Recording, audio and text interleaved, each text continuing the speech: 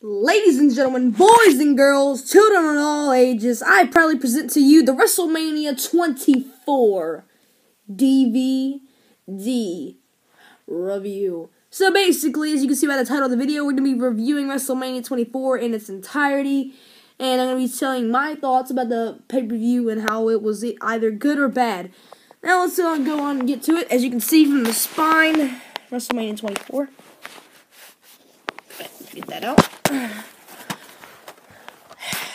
Alright, so we have Big Show and Floyd Money Mayweather on top. Triple H, Randy Orton, and John Cena on the bottom, along with Edge and Undertaker.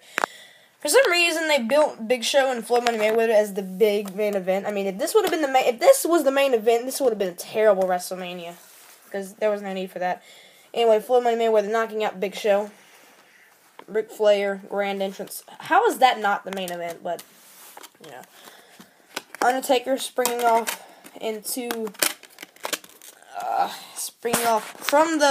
from leaping. I don't know. Anyway, my words are messed up. I'm kind of tired, I guess you could say, because we went to get a car. Alright. Anyway, you see Randy Orton go for a crossbody on John Cena with Triple H about to deliver the electric chair. And Kane winning the title less than 15 seconds. The ECW Championship, I mean. And the Inside Soul, we have this. So now we're going to look and take a quick look back. So, WrestleMania, before I read this set. The biggest WrestleMania under the sun comes to you from the Citrus Bowl in Orlando, Florida. Join more than 74,000 fans as they witness history. 3 monumentous championship matches, the brutal Money in the Bank ladder match, a vicious Belfast Brawl, BunnyMania, the biggest versus the best, boxing/sports entertainment. I love how they say sports entertainment, not professional wrestling. Collision and Ric Flair's sports entertainment collision, and Ric Flair's emotional final match. This 3-disc set includes more than 8 hours of exciting moments, including... And then it just lets you go on above. And here are the pictures down below. Alright. Belfast Brawl. Finlay versus JBL. A decent match. I mean, it was a really good match. It wasn't a really good match. It was a decent match. And JBL won. It was a kind of a brutal match, you know. And then JBL won by a clothesline from hell. And JBL...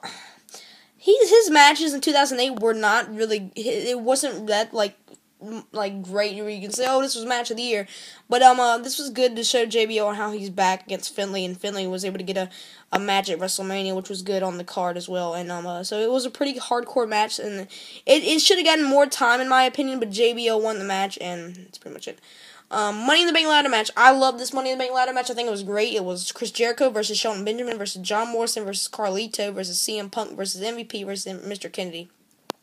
You think that with these 6 guys, it could have added on like at least 2 more to make this more interesting.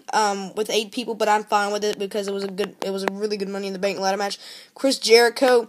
You see, the thing I like about this match is that everybody had their own little spot.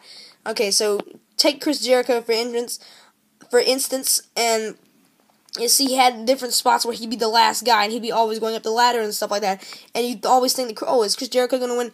And Chris Jericho let all these other guys, you know, he'd take many bumps for these guys to have their spots. I mean, for instance, Carlito, when he did the backstabber off the ladder, that was a good spot for Carlito. John Morrison, when he did a backflip with the ladder intact, and he did a backflip from the top rope and onto the to the floor, I guess you'd say, and you know, he got all the guys out, so that was a good spot for him. Shawn Benjamin, when he got tipped over, as you can see right there, to the ladder, that was a great spot for him as well. And then you had CM Punk winning the Money in the Bank ladder match itself, and Mr. Kennedy delivering a Kenton bomb. I don't know if that's his finishing name, but yeah, he had his spot where he did at the CM Punk on the ladder, and MVP when Matt Hardy came back and took MVP from the ladder, and preventing him from winning and getting his WrestleMania moment, which set more fire to the feud, although it didn't carry for the rest of the year, unfortunately. That was a really good match, and CM Punk wound up winning. Battle for Brand Supremacy, Batista versus Umaga. I mean, it was a good match. I mean, Batista botched on the Batista bomb, but if you're lifting up Umaga, I mean, I can see it because Umaga weighs about 350 plus pounds, so I can see where Batista's coming from. So it was an okay match. about maybe 2.75 out of 5, maybe, if that's it, or 3. So, now next match, ECW Championship match, Chavo Guerrero versus Kane. Kane won a Battle Royal before the show even started. He says the pre-WrestleMania 24-man Battle Royal for a shot at the ECW Championship later on in the night. And Kane came out from the back, and the bell already rung, and then it was a choke slam, and basically it was over in like 10 seconds. And then Kane's a new ECW champion. They had a better match at Backlash. Career threatening, of course, because it was only 15 seconds, but then, never mind. Career threatening match, the match of the year of 2008, I must say, not the match of the year, but it was a very good match, and it was really emotional for Ric Flair and Shawn Michaels. It was a really good match, the best match on the card by far. I mean, whether Shawn Michaels doing a backflip from the ring apron onto the table, and him, like, it looks like his abdomen was, like, crushed because of the way Ric Flair moved out, and he just hit his head right on the spinal part of the table, or the announcer table, which is really good. And Ric Flair doing what Ric Flair can do best, and that's steal the show, and that's exactly what he did. And also, it was, when Ric Flair was, let me just turn it over a little bit and show you this. When Ric Flair was about to get super kicked, and you could see the emotion pouring out of Shawn Michaels, and the facial expression was great, and one of the first of all. And so when you think about it, it was phenomenal. Shawn Michaels said, "I love you" and "I'm sorry," which added much more to the match. And Shawn Michaels super kicking him, and he won the match. And a lot of people say Triple H should have won the match, or should have ended Ric Flair's career. I don't think so at all. I think that it was the right guy ended Ric Flair's career, which was superb. I can't even get it out because I'm shaking. I'm so excited. This was a great match, and I really enjoyed it. And it was unfortunate to see Ric Flair go, but it was a good way to end Ric Flair's great career.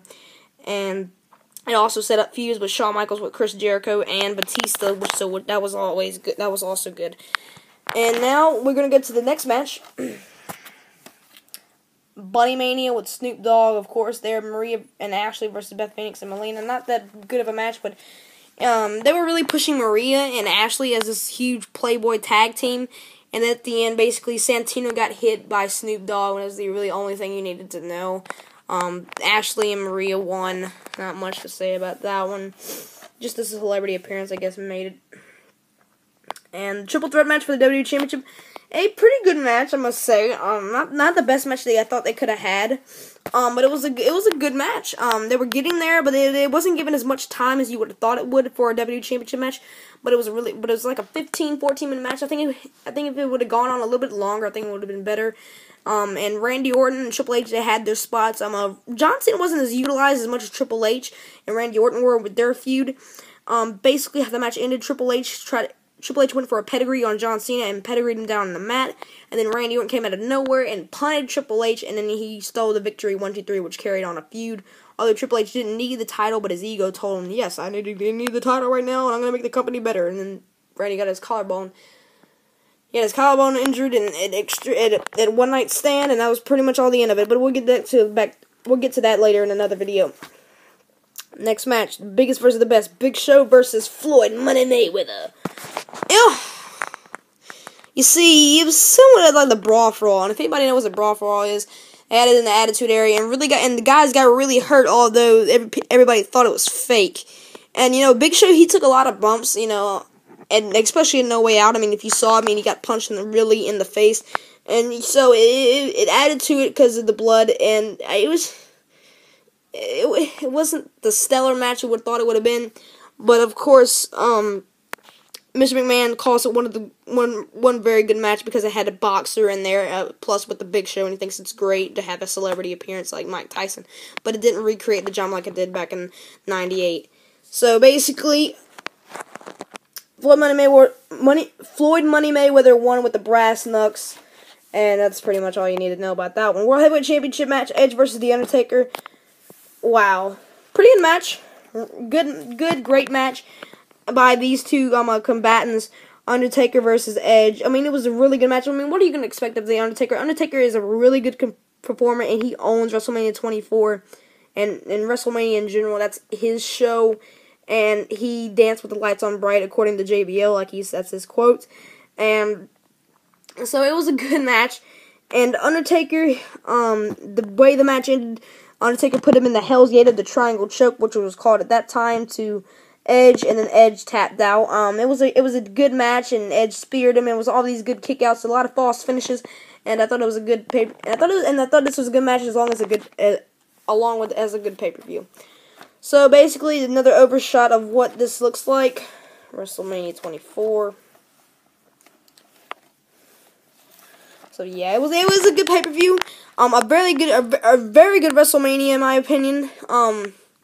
Yeah, it could have been a little bit better if you think about it with the maybe you somewhat have high expectations, but the main really good matches was the Money in the Bank match, career threatening match, and the World Heavyweight Championship match. The triple threat match wasn't as good as the top three in my opinion. But anyway, that's my review for WrestleMania 24, and that's pretty much it, guys. So if you haven't already, hit the subscribe button. I'm not going to tell you what to do, so peace. That was unnecessary. Bye.